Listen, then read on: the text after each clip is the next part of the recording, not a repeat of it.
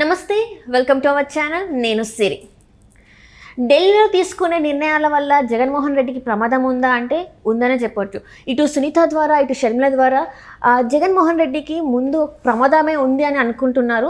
So అసలు ఈ ప్రమాదాలు ఏంటి, ఇద్దరు చెల్లెళ్ళ వల్ల వచ్చిన ఈ పరిణామాలు ఏంటి అనేది మనతో పాటు చర్చించడానికి మనతో పాటు ఉన్నారు ప్రముఖ సీనియర్ జర్నలిస్ట్ సిఎస్ రావు గారు. నమస్కారం సార్. నమస్తే సిరి.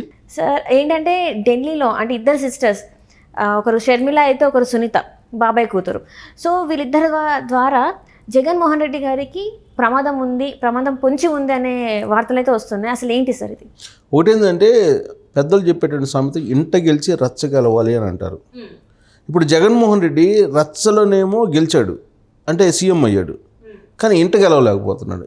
ఇంట్లోనేమో అందరిని దూరం చేసుకుంటున్నాడు, అందరిని శత్రువులు చేసుకుంటున్నాడు. ప్రధానంగా రక్త సంబంధికులుగా ఉన్నటువంటి వాళ్ళని కూడా దూరం చేసుకుంటున్నారు. వాళ్ళల్లో షర్మిల ప్రధానంగా ఉన్నారు, సొంత చెల్లెలు. సో షర్మిల ప్లస్ ఇతనికి రాజకీయ భిక్ష పెట్టినటువంటి చెల్లెలు అని చెప్పి కూడా అనుకుంటూ ఉంటారు వైఎస్ఆర్ కాంగ్రెస్ పార్టీలో ఉండేటువంటి చాలామంది కూడా.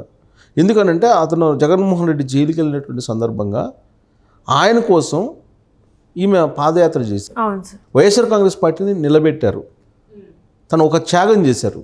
కాలుకి కూడా దెబ్బ తగిలితే కాలుకి కట్టుకొని ఆమె పాదయాత్ర చేస్తే ఆ తర్వాత ఆయన బై ఎలక్షన్లో గెలవడం కానీ లేదా ఆయన జనరల్ ఎలక్షన్లో గెలవడం కానీ ఇవన్నీ కూడా జరిగాయి. ఆమె స్పీచ్ కానీ ఆమె వైఎస్ఆర్ కాంగ్రెస్ పార్టీకి చేసినటువంటి సేవ కానీ అవి మరువలేనివి. సీన్ కట్ చేసి అధికారంలోకి వచ్చిన తర్వాత షర్మిలని పక్కన పెట్టేశారు. సరే, అది ఆస్తులు గొడవ లేకపోతే తర్వాత రాజకీయపరమైనటువంటి భాగస్వామ్యం ఇవ్వలేదనేటువంటి కోపమా షర్మిలకి, ఇవన్నీ రకరకాల చర్చ జరుగుతున్నాయి. ఫస్ట్ ఏమో ఆస్తులు గొడవ వాళ్ళిద్దరికి, అందుకే బయటికి పంపించేశాడు షర్మిలని అనేది ఒకటి వినిపించింది. ఈవెన్ తల్లిని కూడా, విజయమ్మను కూడా బయటికి పంపించేశారు. ఆమె విజయమ్మ వచ్చేసి ఇక్కడ వైఎస్ఆర్ తెలంగాణ పార్టీలో పనిచేస్తానని చెప్పి ఆమెనే చెప్పారు. అక్కడేమో గౌరవ అధ్యక్షులుగా వైఎస్ఆర్ కాంగ్రెస్ పార్టీకి ఉన్నారు, అక్కడ రిజైన్ చేసేసి ఇక్కడికి వచ్చి నేను షర్మిలమ్మ కోసం నేను ఏదైనా చేస్తాను, ఇంకా జగను అతను ఆల్రెడీ అక్కడ ఉన్నాడు కాబట్టి అక్కడితో నాకు సంబంధం లేదు అని చెప్పి ఆమె చెప్పడం జరిగింది. అంటే కుటుంబంలో ఉండేటువంటి విభేదాలు తారాస్థాయిలో ఉన్నాయనేది మనకు అర్థమవుతుంది. సో వీళ్ళ వివాదాలు ఇలా ఉంటే సహజంగా రాజకీయ పార్టీలు ఏం ఆలోచిస్తాయి అంటే సమయానుకూలంగా ఎవరు అందిస్తే వాళ్ళని ఉపయోగించుకొని రాజకీయంగా రాజ్యాధికారం దిశగా వెళుతూ ఉంటాయి రాజకీయ పార్టీలు. ఇప్పుడు వైఎస్ కుటుంబంలో ఉండేటువంటి విభేదాలు కాంగ్రెస్ పార్టీకి కలిసి వచ్చేటువంటి పరిస్థితి ఏర్పడింది. కారణం ఏంటి? కాంగ్రెస్ పార్టీ చీల్చి కాంగ్రెస్ పార్టీ నుంచి బయటకు వచ్చింది YSR Congress party. So Congress party నేపథ్యం, కాంగ్రెస్ పార్టీ నుంచి ఎదిగినటువంటి family YS family. Congress party లేకపోతే వైఎస్ ఫ్యామిలీ లేదు. చాలామంది వైఎస్ అభిమానులు ఏం చెప్తూ ఉంటారంటే వైఎస్ లేకపోతే అసలు కాంగ్రెస్ పార్టీ లేదు అని చెప్తుంటారు. కానీ ఎప్పుడు కూడా వ్యవస్థ ముఖ్యం, వ్యక్తులు కాదు. ఆ కాంగ్రెస్ పార్టీలో రాజశేఖర రెడ్డి లేకపోతే ఇంకొకళ్ళు ఉంటారు. పార్టీ ముఖ్యం. సో పార్టీ అధికారంలోకి తీసుకురావడంలో రాజశేఖర రెడ్డి ప్రధాన పాత్ర పోషించారు కాబట్టి రాజశేఖర రెడ్డి వల్లనే కాంగ్రెస్ పార్టీ బతికింది అనేది కొందరు వాదిస్తూ ఉంటారు. కానీ దానికి కాంగ్రెస్ పార్టీ ఎప్పుడూ ఒప్పుకోదు దానికి. సరే, కాంగ్రెస్ పార్టీ వల్ల వాళ్ళు ఎదిగారు. కాంగ్రెస్ పార్టీ నుంచి బయటికి వెళ్ళినప్పుడు రాజశేఖర రెడ్డి ఎన్ని ఇబ్బందులు పడ్డారో, రెడ్డి కాంగ్రెస్లోకి వెళ్ళి తర్వాత మళ్ళీ ఎందుకు వచ్చారో అందరూ చరిత్ర చెప్తుంది. అయితే ఇక్కడ రాజశేఖర రెడ్డి ఫ్యామిలీ ఏ పార్టీ కింద అయితే ఎదిగారో ఆ పార్టీకే ఒక రకంగా వెన్నుపోటు పొడిచారని చెప్పి కాంగ్రెస్ పార్టీ లీడర్లే చెప్తూ ఉంటారు. సరే, ఇప్పుడు కాంగ్రెస్ పార్టీ ఏం చేస్తుంది?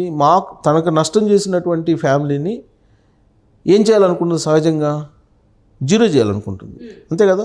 ప్రధానంగా ఎవరు ఈ పని చేసింది? జగన్మోహన్ రెడ్డిని రాజకీయంగా దెబ్బతీయడానికి కాంగ్రెస్ పార్టీ, ప్రత్యేకించి సోనియా ఫ్యామిలీ ఎప్పుడు కూడా సిద్ధంగా ఉంటుంది.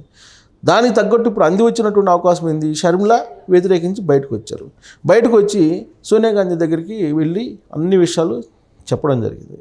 దీంతో వాళ్ళు ఆశ్రయించారు. ఎందుకు? శత్రువుకు శత్రువు మిత్రుడు, అంతే కదా సూత్రం. అది క్లియర్ కట్గా వినిపించేటువంటి సూత్రం, శత్రువుకు శత్రువు మిత్రుడు అనేది. సో ఆ క్రమంలో ఇప్పుడు జగన్మోహన్ రెడ్డిని రాజకీయంగా దెబ్బతీయాలి అని అంటే ఖచ్చితంగా షర్మిల అవసరం, కాంగ్రెస్ పార్టీకి అవసరం ఉంది. At the same time YS family గురించి బాగా అబ్జర్వ్ చేసినటువంటి గాంధీ ఫ్యామిలీ వాళ్ళని నమ్మట్లేదు. ఇప్పుడు ఇంతకు ముందులాగా నమ్మేటువంటి పరిస్థితి లేదు. రాజశేఖర రెడ్డి ఉన్నప్పుడు నమ్మేది, కానీ రాజశేఖర రెడ్డి తదనంతరం జరిగినటువంటి పరిణామాలు వాళ్ళకి అపనమ్మకం కలిగించాయి. సహజంగా అపనమ్మకం కలిగిస్తుంది. ఎందుకంటే పార్టీలో ఉంటే పార్టీని దెబ్బతీశాడు కదా జగన్మోహన్ రెడ్డి. అవును సార్. సో కాబట్టి అపనమ్మకం కలిగించి అందుకని ఇప్పుడు షర్మిల నిజంగానే జగన్మోహన్ రెడ్డి విభేదించి కాంగ్రెస్ పార్టీలోకి వచ్చిందా, లేదా రాబోయేటువంటి రోజుల్లో ఇండియా కూటమి వస్తుందని చెప్పి గ్రహించి ముందుగానే సేఫ్ సైడ్గా చెల్లెల్ని కాంగ్రెస్ పార్టీకి పంపించారా అనేటువంటి అనుమానం కొంతమందిలో ఉంది. ఆ అనుమానాన్ని వ్యక్తం చేసినటువంటి వాళ్ళలో హర్ష్ కుమార్ ఉన్నారు, కాంగ్రెస్ పార్టీకి సంబంధించిన మాజీ ఎంపీ ఆంధ్రప్రదేశ్. ఆయన అట్లాంటి అనుమానాన్ని కూడా వ్యక్తం చేశారు. వాళ్ళిద్దరూ ఒకటయ్యి ఇప్పుడేమో నరేంద్ర మోడీ సేవ్ చేస్తూ ఉన్నాడు జగన్మోహన్ రెడ్డి జైలుకు పోకుండా. రాబోయేటువంటి రోజుల్లో 2024 ఎన్నికల్లో నరేంద్ర మోడీ దిగిపోయి ఇండియా కూటమి అధికారంలోకి వచ్చేటువంటి అవకాశం ఉంది. అప్పుడు అన్నని సేవ్ చేయడానికి షర్మిల వచ్చింది కాబట్టి ఆంక ఎలాంటి కీలకమైన బాధ్యతలు అప్పచెప్పొద్దు అనేది హర్ష్ కుమార్ తాజాగా చేసినటువంటి ఒక అభిప్రాయం, వ్యక్తం చేసినటువంటి అభిప్రాయం. సో ఆ కోణం నుంచి చూస్తే కనుక వీళ్ళిద్దరూ ఒకటేనా అనేటువంటి అనుమానం అధిష్టానానికి కూడా కలుగుతుంది కదా కాంగ్రెస్ పార్టీకి. అందుకే వాళ్ళు ఇప్పటివరకు కూడా ఎలాంటి పదవిని ఇవ్వలేదు. ఆమె కాంగ్రెస్ పార్టీలో చేరి వారం అవుతుంది, ఢిల్లీ వెళ్ళి నేను కాంగ్రెస్ పార్టీలో చేరుతున్నానని చెప్పి అనౌన్స్ చేసి వారం పైన అవుతుంది. కానీ ఇప్పటికి కూడా కాంగ్రెస్ పార్టీలో ఆమె ఏంటి అనే దానికి క్వశ్చన్ మార్క్, ఇంకా దానికి ఆన్సర్ రాలే. ఇలాంటి పరిస్థితుల్లో కొన్ని కండిషన్స్ పెట్టింది ఢిల్లీ కాంగ్రెస్. ఏం కండిషన్స్ పెట్టింది అని అంటే, మీ మధ్య విభేదాలు ఉన్నాయి రాజకీయంగా, మీకు కావాల్సిన రాజ్యాధికారం, కాంగ్రెస్ పార్టీలో కీలకమైన పదవులు కావాలి. కాబట్టి జగన్మోహన్ రెడ్డిని టార్గెట్ చేసి నువ్వు రాజకీయం చేయాలి, ప్రచారం చేయాలి, ప్లస్ జగన్మోహన్ రెడ్డి మీద నువ్వు పోటీ చేయాలి.